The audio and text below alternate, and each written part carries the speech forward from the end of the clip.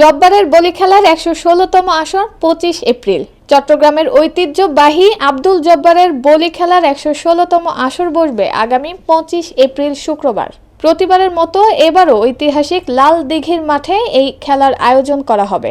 আর বলি খেলাকে ঘিরে লাল দিঘি মাঠের আশেপাশে ২৪ এপ্রিল শুরু হবে বৈশাখী মেলা, যা চলবে ২৬ এপ্রিল পর্যন্ত।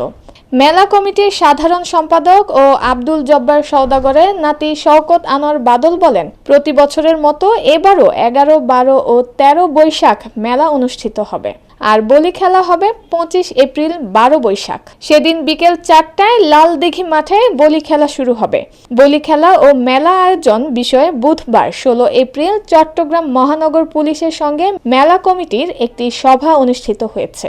সভায় বলি খেলা ও বৈশাখী মেলাকে ঘিরে জনসাধারণের নির্বিঘ্নে চলাচল এবং যানবাহন চলাচলের সুবিধার্থে আন্দরকিল্লা থেকে কোর্ট বিল্ডিং পর্যন্ত প্রধান সড়কে মেলার স্টল না বসানোর পরামর্শ দিয়েছেন।